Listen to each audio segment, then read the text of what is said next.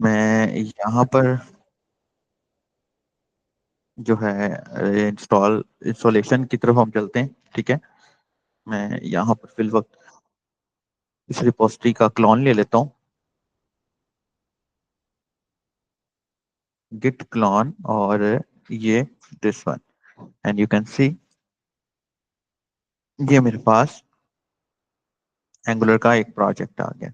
अब इसके अंदर मैंने आपको बताया था, मैं इसको जरा ओपन कर लेता हूँ। मैंने आप लोगों को बताया था कि इसको इंस्टॉल करने के लिए हमें 2 से 3 स्टेप्स को लेकर चलना पड़ता है। अच्छा, जिस तरह हम आम लैंग्वेजेस को लेकर चल लेते हैं ना, व्यू को लेकर चल सकते हैं, रिएक्ट को लेकर चल लेते हैं, इस तरह हम एंगुलर को लेकर नहीं चल सकते। ठीक है, एंगुलर जो है वो थोड़ा सा डिफरेंट है।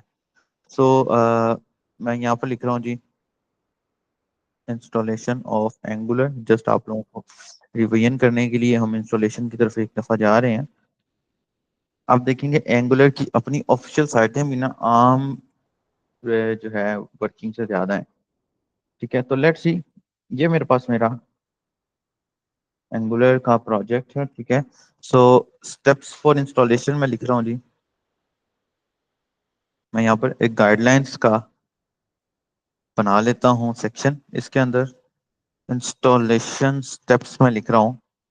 ठीक है, इंस्टॉलेशन स्टेप के अंदर स्टेप 1 क्या है कि डाउनलोड करना है नोट जेएस को। ये सब कुछ मैं इसके अंदर लिखता जाऊंगा ताकि आप लोगों को मेरा काम मिलता रहे, जैसे हम दूसरी क्लासेस में करते हैं। ठीक है, नोट जेएस को डाउनलोड करना है। फिर उसके बाद स्टेप 2 में क्या है, इंस्टॉल करना है हमने एंगुलर के पैकेज को। ठीक है, एंगुलर का पैकेज क्या है? एंगुलर का पैकेज है दोस्तों ये वाला, जो हमने लास्ट टाइम इंस्टॉल किया था। ये वन टाइम इंस्टॉल होगा, ग्लोबली होगा, जहां मर्जी इंस्टॉल कर लें, कोई इसकी स्पेसिफिक जगह नहीं है। स्टेप 3 क्या है कि एनजी न्यू, आगे प्रोजेक्ट का नेम। तो ये बेसिकली मैं थोड़ा सा कर लेता हूँ। अच्छा, ये बेसिकली इंस्टॉलेशन के स्टेप्स है। अब क्योंकि हमने 2 ये स्टेप्स ऑलरेडी कर लिए हुए हैं, तो I am going to use here the third step, that is this one. मैं सीएमडी पे आता हूँ और मैं लिखता हूँ एनजी न्यू, आगे प्रोजेक्ट का नाम, एंटर किया। आप लोगों को अनाउंसमेंट ये करनी थी कि काफी चीजें मैं ना लेकर आ रहा हूँ अभी मजीद आने वाले दिनों में मेरी ऑफिशियल वेबसाइट पे। ऑफिशियल वेबसाइट मेरी होगी असद मुख्तार डॉट इन्फो। यहाँ पर आपको काफी कुछ देखने को मिलेगा इंशाल्लाह। आप लोगों की जरूरत की जितनी चीजें हैं वो सारी की सारी यहाँ पर हम ओपन रखेंगे। यहाँ पर हम फॉरम भी बना लेंगे, यहाँ पर हम हर चीज बना लेंगे ताकि क्वेश्चन आंसरिंग आसान हो। और वो लेसन्स जो कि पढ़ने में, आर्टिकल्स जो कि आपको पढ़ने जो कि आपको हेल्प करेंगे डेवलपमेंट को लर्न करने में, वो चीजें आपके लिए इंशाल्लाह ताला आसान हो। तो दैट्स इट। ये जो है हम इंशाल्लाह ताला इसको ये जल्दी आप लोगों के साथ मैं अनाउंस कर दूंगा। विद इन 1 to 2 वीक्स ये ऑन हो जाएगी इंशाल्लाह। ठीक है, हम काम कर रहे हैं इस पे। So that's it. ये मेरा एंगुलर का प्रोजेक्ट चल रहा है और ये इस वक्त स्टार्ट, ये ऑलमोस्ट इंस्टॉल भी हो गया।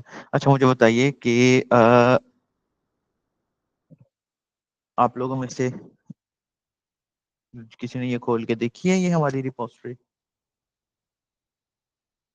रिपोजिटरी किसी ने खोल के देखी है? फैसल भाई, फरुख भाई, ये रिपोजिटरी खोल के देखी है किसी ने? जी सर, खोल के देखिए। ठीक है, वेरी गुड। ये अपने ग्रुप में भी इसका लिंक पेस्ट कर दें ताकि आपको इंस्ट्रक्शंस मिलती रहे।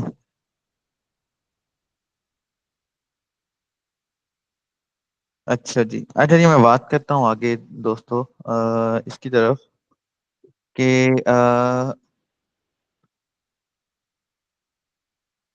ये हमारा प्रोजेक्ट इंस्टॉल हो चुका है, ऑलमोस्ट थोड़ा सा रह गया। बहुत इजी है, इसमें कोई लंबा चौड़ा वर्किंग नहीं है। अच्छा अच्छा, मैं यहाँ पर आपको कुछ स्टेप्स बता रहा हूँ जिस हिसाब से हमने इसको लेकर चलना है। ठीक है, सो स्टेप्स के हवाले से अगर मैं बताऊं तो हम इस इन स्टेप्स को भी लिख लेते हैं। मैं लिख देता हूँ जी, लर्निंग।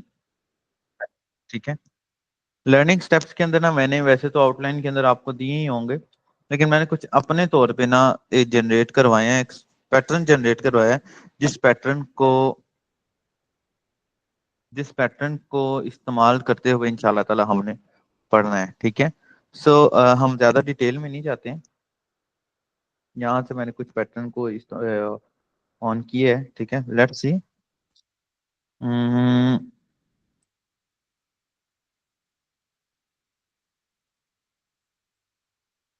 हम 8 स्ट्रक्चर्स के साथ इसको लेकर चलेंगे। ठीक है, जो कि हमारे पास इस वक्त मौजूद है। पहला स्ट्रक्चर ये है कि हमारी इसकी प्री रिक्वायरमेंट्स हमें पता होना चाहिए।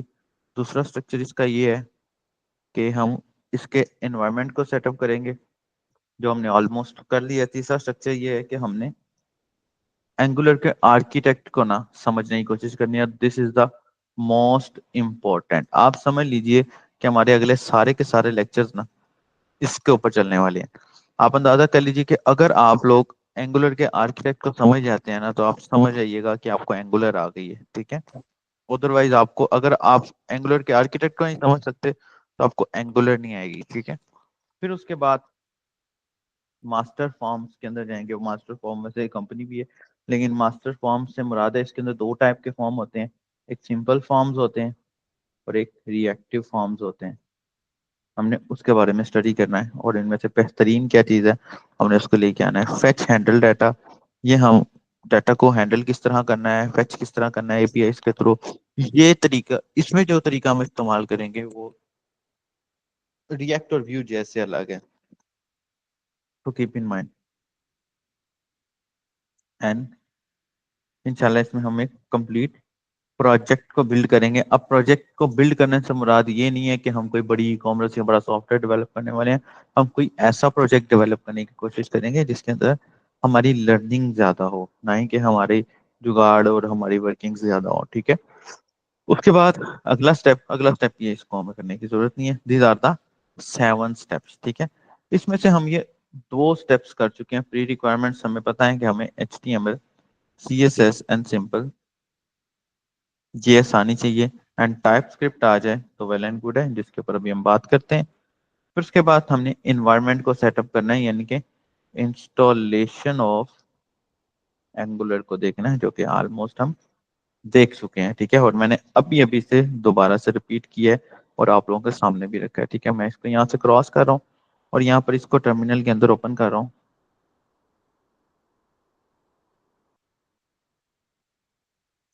npm, सॉरी, ng सर्व। ठीक है, मैं लिख रहा हूँ for run angular project ng सर्व की कमांड इस्तेमाल की जाती है। ठीक है, ये आपको से कुछ चीजें पूछेगा, तो ये बेसिकली चीजें आपसे आप पहली ही दफा ही आपको एनेबल करनी पड़ेंगी। उसके बाद जरूरत नहीं है, ये भी थोड़ी देर में ये रन हो जाता है। ये देखिए, ये हमारी बिल्ड बन रही है और ये रन हो जाता है। अच्छा, अच्छा, अब हमारा मोस्ट इम्पोर्टेंट टॉपिक है ये वाला।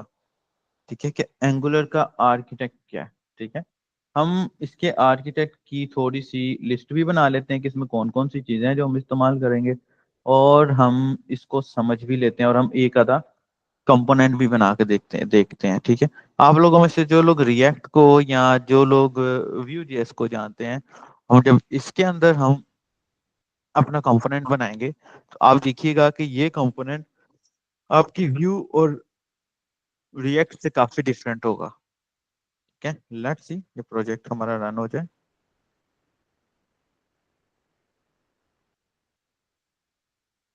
लेट्स, ये प्रोजेक्ट हमारा रन हो चुका है, और ये सोर्स की फाइल में ये हमारा मेन कंपोनेंट है, जो कि हमारा सारा प्रोजेक्ट रन कर रहा होता है। जैसे कि ये TS की फाइल, ठीक है, ये CSS की फाइल, और ये HTML की फाइल। अगर मैं इसको यहाँ पर से ख़त्म करके अ,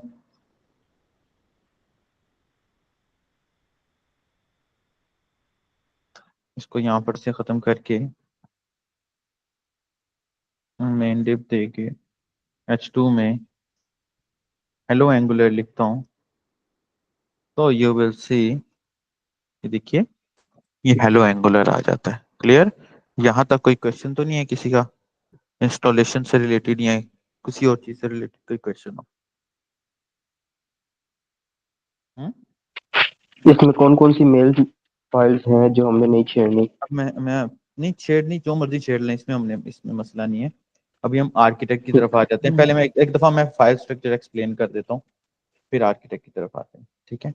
अच्छा, इसके अंदर ना डॉट एंगुलर की फाइल है, ये फोल्डर है। ये वो फोल्डर है जो कि आपके एंगुलर की कैशे को स्टोर कर लेगा या और कोई छोटी मोटी चीज़ों को स्टोर कर लेगा। इसका हमारी डेवलपमेंट से कोई ताल्लुक नहीं है। ये पीएस कोड का फोल्डर है। ठीक है? अगर आप कोई और जो है कंपाइलर इस्तेमाल कर रहे होते तो उसके लिए यहाँ पर उसका होता फोल्डर, इसका ऐसे कोई ताल्लुक नहीं।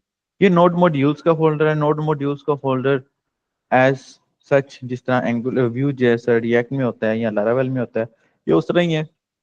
इसके अंदर आपके पैकेजेस आएंगे। उसके बाद ये पब्लिक का फोल्डर है। ये पब्लिक के फोल्डर के अंदर आपको ये आइकन नजर आ रहा है। बेसिकली पब्लिक के फोल्डर में हम एक्सटर्नल इमेजेस रखेंगे, अदरवाइज पब्लिक के फोल्डर का इसके साथ कोई काम नहीं है।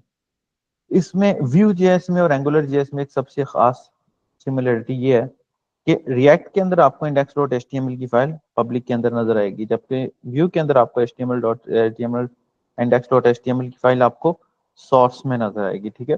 तो एंगुलर का सबसे main one and only folder जिसके ऊपर हमें मोस्ट ऑफ द टाइम काम करना है, वो ये सोर्स का फोल्डर है। ठीक है? उसके बाद ये जो है ना एक्स्ट्रा फाइलें जो होती है, कोई कॉन्फ़िगरेशन करनी है तो हम इसमें डालेंगे। गिट इग्नोर की फाइलें हैं कि हम कौन कौन सी फाइल को गिट अपलोड करेंगे या अपलोड नहीं करेंगे। जैसे कि फॉर एग्जांपल आप देख रहे हैं, इसके अंदर स्लैश नोड मॉड्यूल्स का फोल्डर है। अगर मैं यहाँ पर से अपने इस प्रोजेक्ट को गिट पे पुश कर देता हूँ, ठीक है, मिसाल ले रहा हूँ मैं यहाँ पर से अपने इस प्रोजेक्ट को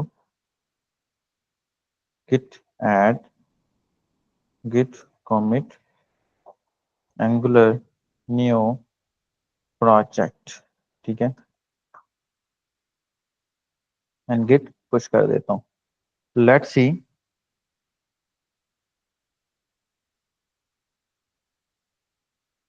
यहाँ पर मैं इसको जब रिफ्रेश करूंगा तो यू विल सी कि मेरा असद मुख्तार के नाम का प्रोजेक्ट आ गया। और आप देख रहे हैं इसके अंदर नोड मॉड्यूल का फोल्डर नहीं है। वो क्यों नहीं है? जैसे कि मैंने पहले भी, अगर आप लोगों में से मेरे कोई स्टूडेंट्स यहाँ बैठे हुए हैं तो उनको पता होगा, मैंने पहले भी एक्सप्लेन किया है कि नोड मॉड्यूल्स का फोल्डर आपके करंट वर्जन के हिसाब से होता है। तो अगर आपका वर्जन करेक्ट है या नहीं है, तो उस आपका जो भी वर्जन है उस हिसाब से नोड मॉड्यूल्स का फोल्डर होगा। मिसाल के तौर पर यहाँ से अगर आप लोग क्लोन ले लेते हैं तो आपके सिस्टम में ये प्रोजेक्ट नहीं चलेगा, बिकॉज मेरी विंडो, मेरा ऑपरेटिंग सिस्टम कोई और है, आपका ऑपरेटिंग सिस्टम कोई और है। इसी तरह मेरा लैपटॉप कोई और है, आपका लैपटॉप कोई और है। इसी तरह मेरा जेएस का वर्जन और नोड का वर्जन कोई और है, आपका कोई और है। तो आपको इसके अंदर एक दफा npm इंस्टॉल की कमांड रन करनी पड़ेगी। इसके अंदर भी एंगुलर डॉट जेसन की कमांड है। इसके अंदर एंगुलर से रिलेटेड जितने पैकेजेस होंगे, वो एंगुलर एंगुलर से रिलेटेड जितनी डिटेल्स होगी, जितने हमारी डायरेक्टिव्स इस्तेमाल करेंगे, हम बिल्ट इन डायरेक्टिव्स या जो है कस्टम डायरेक्टिव्स इस्तेमाल करेंगे या प्री डिफाइंड डायरेक्टिव्स इस्तेमाल करेंगे, उन सब की डिटेल एंगुलर डॉट जेसन में आ जाएगी। उसके बाद package lock dot JSON and package dot JSON क्या होगा? पैकेज डॉट जेसन के अंदर हमारे as per routine, package dot JSON के अंदर हमारी जो है पैकेजेस के नाम होंगे, जबकि पैकेज लॉक डॉट जेसन के अंदर हर पैकेज की डिटेल होगी। ठीक है? फिर उसके बाद readme dot M D, readme dot M D वही जो आमतौर पर गिटहब में इस्तेमाल होती है फाइल, ये वही है। उसके बाद ये है important file server dot T S की फाइल। ये फाइल बेसिकली क्या करती है? ये फाइल आपके प्रोजेक्ट को सर्वर पर रन करने के लिए इस्तेमाल होती है। अब वो सर्वर लोकल सर्वर भी हो सकता है, वो सर्वर लाइव सर्वर भी हो सकता है। और आपको एक और मजे की बात बताऊं, अगर आप लोगों में से किसी ने लारावेल पढ़ी है तो इसका स्ट्रक्चर थोड़ा सा आपको लारावेल से मिलता जुलता नजर आएगा। ठीक है? उसके बाद ये टीएस फाइल जो है, यानी कि टाइप स्क्रिप्ट की जो फाइल है, ये बाकी उसकी डिटेल्स हैं। और एक्चुअली इसके अंदर हम जिस स्ट्रक्चर को फॉलो करते हैं, ये ऑलमोस्ट वही स्ट्रक्चर है जो कि हमारा रिएक्ट का और व्यू का स्ट्रक्चर होता है। कीप इन माइंड हम एंगुलर पढ़ रहे हैं, एंगुलर जेएस नहीं पढ़ रहे। ठीक है? इसका ये स्ट्रक्चर है कि अगर कोई प्रोजेक्ट है तो प्रोजेक्ट का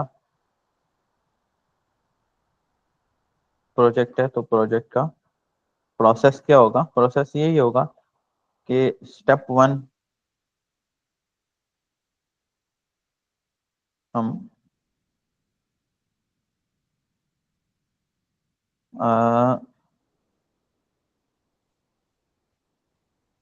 प्रोसेस होगा कि पहले स्टेप 1 क्या हो रहा है कि process index dot H T M L के ऊपर आ रहा है। ठीक है, index dot H T M L जो है आमतौर पे, ये मैं स्टेप 1 लिख रहा हूँ यहाँ पे, आमतौर पे दूसरे अगर हम फ्रेमवर्क्स एंड लाइब्रेरीज की बात करते हैं तो index H T M L जो है वो कनेक्टेड होती है आमतौर पे हमारे मेन सर्वर के साथ। ठीक है, और वो मेन कंपोनेंट के साथ, जिसको हम कुछ भी कह सकते हैं, जैसे कि हमारा ये component app dot G S का कंपोनेंट। लेकिन लेकिन ऐप ऐप का कंपोनेंट है, फिल वक्त मैं ऐप डॉट जी एस नहीं बोल रहा इसको। ठीक है, लेकिन यहाँ पर इसको यहाँ तक पहुंचने के लिए, ठीक है, स्टेप 2 तक पहुंचने के लिए मजीद मजीद 10 स्टेप से गुजरना पड़ता है। ठीक है, वो 10 स्टेप्स क्या है? वो स्टेप 1.1 है, 1.2 है, 1.3 है, 1.4 है, 1.5 है, 1.6 है, 1.7 है, 1.8 है, 1.9 है, एंड 1 आगे नेक्स्ट, बाकी का ये आखिरी वाला पॉइंट।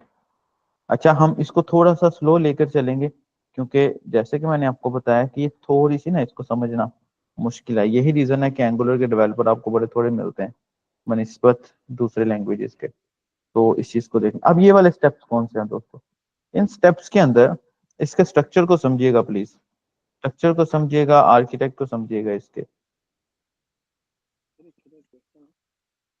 आसिम, आप क्या क्वेश्चन है कोई तो पूछिए प्लीज, आपकी आवाज कट रही है, नहीं आ रही। फैसल भाई कोई नो, क्वेश्चन? मैंने कोई क्वेश्चन नहीं किया। अच्छा, तो मुझे आवाज हल्की सी फील हुई थी किसी। अच्छा जी, अच्छा जी, मैं वापस आ जाता हूँ। अब ये स्टेप्स दोस्तों कौन से? कीप इन माइंड, अभी जो हम समझ रहे हैं, अभी हम प्रोसेस को समझ रहे हैं। ठीक है, इसके प्रोसेस को समझना एक अलग चीज है, इसके आर्किटेक्ट को समझना एक अलग चीज है। प्रोसेस को समझ रहे हैं, आर्किटेक्ट को समझ रहे हैं, you can be expert in angular. अगर आपको ये समझ आ गया तो आप एंगुलर की किसी भी वर्जन पर काम कर सकते हैं। एंगुलर का सबसे बड़ा ड्रॉबैक ये है कि जैसे इसका वर्जन चेंज होता है ना, इसमें बड़ी चेंजेस आ जाती है। लेकिन जो एंगुलर का एक्सपर्ट होता है उसे इसकी चेंजेस समझ आती हैं, बाकी किसी बंदे को खास उसकी चेंजेस समझ नहीं आएंगी। अलबत्ता जी, मैं वापस आ जाता हूँ हमारे इन स्टेप्स की तरफ। हमारे ये जो ये वाले स्टेप्स है ना दोस्तों, वो ये वाले स्टेप्स हैं, जैसे कि server server dot E S, मैं इसके अंदर फाइलों के नाम लिख देता हूँ और ये फाइल मैं आपको गिटहब के ऊपर दे देता हूँ sir. Server dot E S ये इसका स्टेप है। ठीक है, और उसके बाद अदर टी एस फाइल्स, ये इसका स्टेप्स है।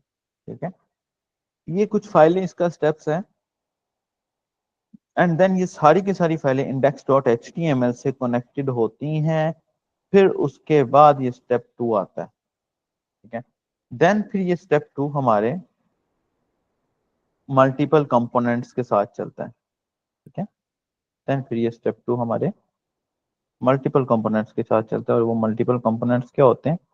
वो मल्टीपल कंपोनेंट्स कोई भी हो सकते हैं। जैसे कि अभी हम एक प्रोजेक्ट बना रहे हैं, ठीक है, हम इस प्रोजेक्ट में 2-3 चीजें करेंगे। फंक्शनैलिटी वाइज मैं आपको चीजें सिखाऊंगा, और हम कोई ऑफिशियली कोई बड़े सॉफ्टवेयर की तरफ नहीं जाएंगे क्योंकि हमारे पास टाइम थोड़ा सा कम है। लेकिन मैं फंक्शनैलिटी वाइज चीज़ों को बताऊंगा।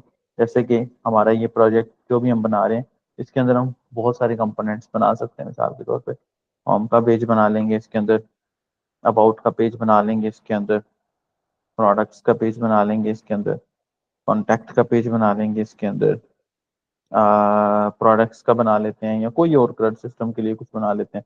फिर इसके अंदर ऑथ बना लेंगे। और आपको एक और मजे की बात बताऊं, मिडल वेयर का कॉन्सेप्ट जो कि आप लोग लारावेल में पढ़ते हैं, वो कॉन्सेप्ट आप लोगों को रिएक्ट, क्या नाम है इसका, एंगुलर के अंदर भी नजर आएगा इंशाल्लाह। ठीक है, मैं आपको एक्सप्लेन करूंगा लॉगिन का, रजिस्टर का। हालांकि कोई भी दूसरी फ्रंट एंड से रिलेटेड जो हमारी लाइब्रेरीज या फ्रेमवर्क हैं उनके पास ये मिडलवेयर के कॉन्सेप्ट नहीं है, ठीक है। लेकिन आपको इसमें चीजें थोड़ी सी डिफरेंट लगेंगी, ठीक है। ये मैं थोड़ा सा ये लिखती हूँ यहाँ पे, इसमें थोड़ी सी आपको चीजें डिफरेंट लगेंगी, ठीक है। और ये जितने भी दोस्तों हमारे कंपोनेंट होंगे इंशाल्लाह,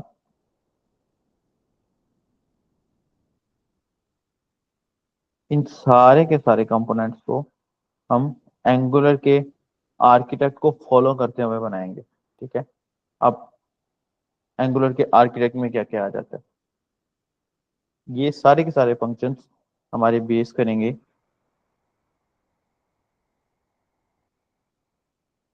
एंगुलर के आर्किटेक्ट के अंदर, ठीक है, ठीक है। अब एंगुलर के आर्किटेक्ट के अंदर क्या आ जाता है, लेट्स सी, ठीक है। अगर हम एआई से पूछते हैं कि भाई एंगुलर के आर्किटेक्ट के अंदर क्या आता है, तो एआई हमें बताएगा भाई एंगुलर के अपने मॉड्यूल्स हैं, और वाकई ऐसा है। एंगुलर के अंदर वो मॉड्यूल्स पाए जाएंगे जो आपको ना तो रिएक्ट में मिलेंगे, ना आपको व्यू में मिलेंगे, और शायद आपको लारावेल में भी ना मिले, ठीक है। एंगुलर के व्यूज के बाद एंगुलर के की फीचर्स के अंदर इसके कंपोनेंट्स आ जाते हैं कि हम कंपोनेंट को किस तरह बना सकते हैं। मैं आपको एक कंपोनेंट बनाकर दिखाता हूँ। एक कंपोनेंट एंगुलर के अंदर प्रॉपर आपको छोटा सा मिनी प्रोजेक्ट बना के दे देता है, ठीक है, कि हम किस तरह एंगुलर के साथ लेकर चल सकते हैं। उसके बाद एंगुलर में टेम्पलेटिंग क्या होती है, ठीक है। ये फीचर आपको ना तो व्यू में मिलेगा, ना तो रिएक्ट में मिलेगा, टेम्पलेटिंग सिर्फ एंगुलर में मिलेगा। सर्विसेज एंड डिपेंडेंसीज इंजेक्शन, ये बेसिकली दो चीजें हैं। सर्विसेज वो चीजें होती हैं कि जैसे कि मिसाल के तौर पे अगर हमें कोई एक फंक्शनैलिटी बनानी है, जैसे कि ऐड टू कार्ट की फंक्शनैलिटी बनानी है, तो एक तो तरीका ये है कि हम उस फंक्शनैलिटी को एक कंपोनेंट के अंदर ही बना ले, और दूसरा तरीका ये है कि हम उस फंक्शनैलिटी को सर्विसेज के अंदर डाल लें कि अब जिस सर्विस को जहां पर इस्तेमाल करना चाहे वहां पर इस्तेमाल कर सकें। और ये फीचर एंगुलर को बाकी दोनों frameworks and libraries and JavaScript के बाकी के सारे फ्रेमवर्क से अलग करता है। आप देखेंगे व्यू जेएस को सपोर्ट करने के लिए इंडस्ट्री ने नक्स्ट जेएस निकाला हुआ है, ठीक है। मैं आपको दिखाता हूँ नक्स्ट जेएस, आपको दिखाता हूँ, ठीक है। इंशाल्लाह कभी मौका मिला तो हम इसके बारे में पढ़े। Nuxt JS is a free JavaScript library based on Vue JS Nitro and Vite. Nuxt is inspired by Next JS which is a framework of similar purpose based on react js। जबकि मैं next JS की बात करता हूँ तो next JS is open source web development framework created by private company Vercel provided react based web applications. मतलब अपने drawbacks को दूर करने के लिए रिएक्ट ने नेक्स्ट बना दी, अपने ड्रॉबैक्स को दूर करने के लिए व्यू जेएस ने नेक्स्ट जेएस बना दी। अगर मैं बात करूं फ्रेमवर्क्स ऑफ एंगुलर के हवाले से, ठीक है, तो यू कैन सी आपको एंगुलर का ऑफिशियल कोई फ्रेमवर्क नहीं नजर आएगा। आसिम मैं सही कह रहा हूँ, नजर आ रहा है कहीं फ्रेमवर्क? नो हाँ, सर। नहीं आ रहा है, कहीं पे भी नजर नहीं आ रहा है। क्यों? क्योंकि एंगुलर ने अपने आप को इस हद तक कंप्लीट कर दिया है कि एंगुलर जब भी अपडेट करती है अपने अंदर अपडेट करती है, ठीक है। देखिए ना, रिएक्ट ने नेक्स्ट जेएस निकाला, उससे मिलता जुलता व्यू जो है व्यू जेएस ने नेक्स्ट जेएस निकाल दिया। लेकिन एंगुलर इस हद तक कंप्लीट था, इस हद तक इस बड़े लेवल का आता था कि वो अपने आप को इन दोनों के कंपटीशन में समझता ही नहीं है। जाहिर सी बात है, फिर गूगल है ना, तो गूगल ने तो अपना काम वैसा करना है कि जिस तरह किसी और ने ना किया हो। हाँ, एंगुलर दूसरे फ्रेमवर्क्स के साथ इजीली एडजस्ट हो जाता है, ठीक है।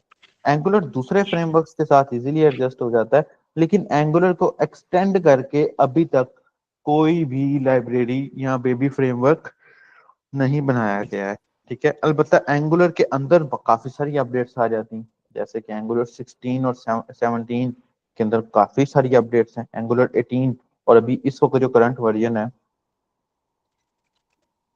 वर्जन ऑफ एंगुलर, वो भी 19 चल रहा है, 2025 में जो आया हुआ है, ठीक है।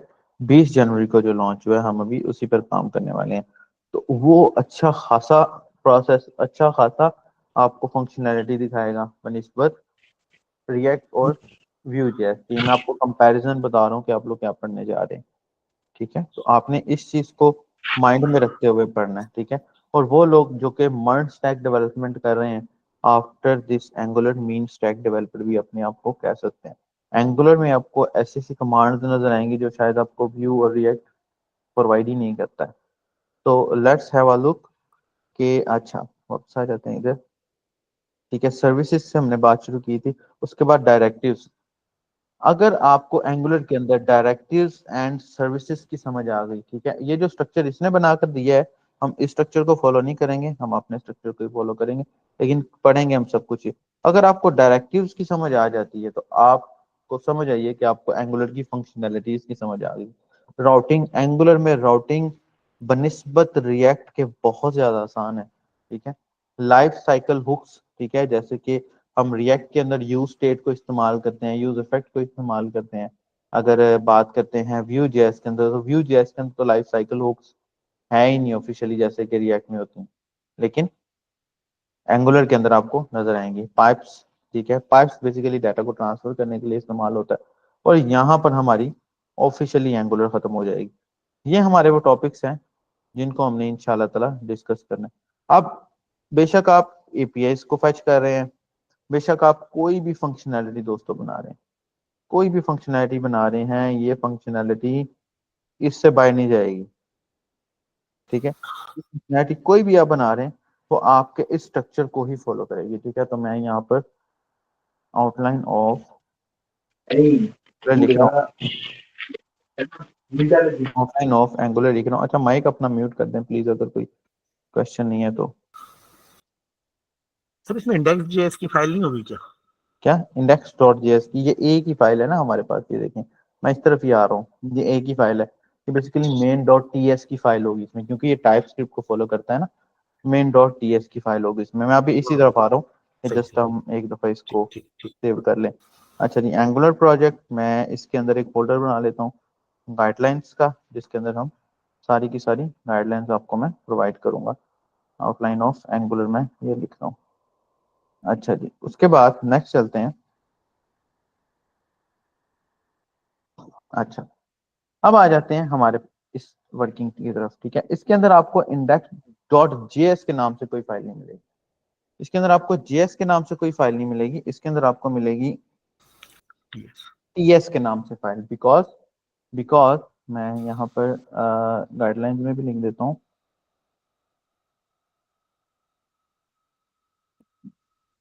लो भाई हो जाओ ओपन। मैं गाइडलाइंस में भी आपको लिख देता हूँ कि एंगुलर जो है इस बेस्ड ऑन टीएस, ठीक है, ठीक है। टीएस का मतलब क्या है? टाइप स्क्रिप्ट, ठीक है। अगर मैं टाइप स्क्रिप्ट की बात करता हूँ कि टाइप स्क्रिप्ट क्या होती है और ये क्यों लेके आए, ठीक है, तो let me show you. Basically type script जो है वो एक free and open source high level programming language का दर्जा रखती है, जिसको माइक्रोसॉफ्ट ने बनाया था, ठीक है। और ये टाइप स्क्रिप्ट बनाई इस वजह से गई थी, ये टाइप स्क्रिप्ट बेसिकली तब वजूद में आई थी जब जेएस का कोई भी फ्रेमवर्क इस वक्त यहाँ पर मौजूद नहीं था, ठीक है। ये टाइप स्क्रिप्ट बेसिकली तब वजूद में आई थी जब जेएस का कोई भी फ्रेमवर्क यहाँ पर मौजूद नहीं था, और जेक्वेरी को ज्यादा इस्तेमाल किया जाता था, और जेक्वेरी को माइंड में रखते हुए फिर टाइप स्क्रिप्ट को बनाया गया, ताकि जेक्वेरी के अंदर जितने ड्रॉबैक्स हैं वो सारे के सारे कवर अप हो सके। टाइप स्क्रिप्ट को आप ऑनलाइन भी इस्तेमाल कर सकते हैं और विया एनपीएम भी इस्तेमाल कर सकते हैं, ठीक है। टाइप स्क्रिप्ट बेसिकली वैसे ही है जैसे एंगुलर जेएस एंड एंगुलर है। एंगुलर जेएस जो है वो आपको सीडीएन में भी मिल जाती है, इसी तरह टाइप स्क्रिप्ट भी आपको सीडीएन में मिल जाती है। इसमें और जावास्क्रिप्ट में फर्क सिर्फ इतना है कि इसकी फाइल की एक्सटेंशन टीएस होती है, जबकि जावास्क्रिप्ट की फाइल की एक्सटेंशन जेएस होती है। इसके अलावा इसके सिंटैक्स में, इसके और जिस किसी चीज में कोई फर्क नहीं है। हम टाइपस्क्रिप्ट को साथ साथ डिस्कस जरूर करते रहेंगे, लेकिन हमने most of the time angular JS को देना है, ताकि हमारी एंगुलर जेएस के हिसाब से चीजें क्लियर हो जाए। Let me show you TypeScript के कुछ आपको लेक्चर्स डब्ल्यूसी स्कूल से भी मिल जाएंगे, ठीक है। यू कैन सी दैट कि ये देखें आपको देखने में ऐसे लगेगा कि जैसे आप जावास्क्रिप्ट लिख रहे हैं, ठीक है। लेकिन इसमें क्या है कि इसमें ना आपको क्योंकि ये एक समझ लीजिए कि फ्रेमवर्क कैटेगरी की है, तो इसके अंदर ना आपको बिल्ट इन फंक्शनैलिटीज थोड़ी सी ज़्यादा दे दी जाती हैं। जैसे कि मिसाल के तौर पे अगर हमें जावास्क्रिप्ट के अंदर किसी जो है वेरिएबल की टाइप पता करनी है, या वेरिएबल के अंदर जो वैल्यू है उसकी टाइप पता करनी है, तो हमें अच्छे खासे पापड़ बेलने पड़ते हैं। जबकि इसके अंदर आपको जस्ट स्ट्रिंग दे दी जाती है, जस्ट एक कमांड दे दी गई है जिससे आपको अंदाजा हो जाता है ये है किस लिए, ठीक है। और उसके बाद ये थोड़ी थोड़ी चीजें आप लोग यहाँ से ये कवर अप कर सकते हैं। जरा 10-15 मिनट निकाल के आप देखिएगा, आपको आइडिया हो जाएगा। और खासकर डाटा को स्टोर करने के हवाले से टाइपस्क्रिप्ट ने अच्छा खासा काम जो है ना किया हुआ है, ठीक है। यहाँ तक किसी को कोई क्वेश्चन है तो पूछ लीजिए।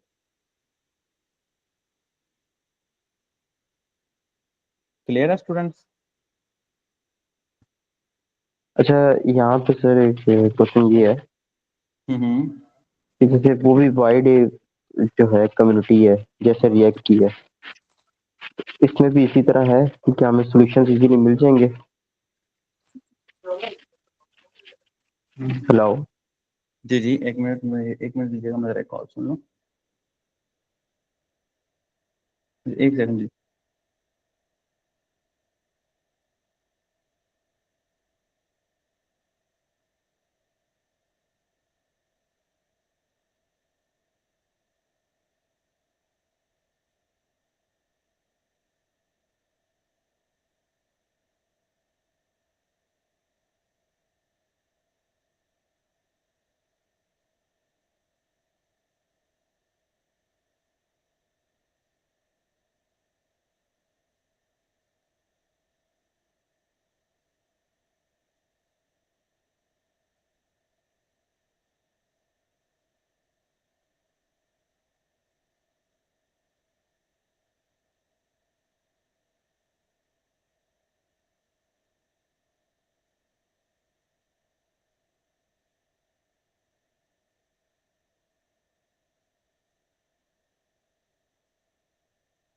जी स्टूडेंट्स पूछिएगा, क्वेश्चन प्लीज पूछिएगा।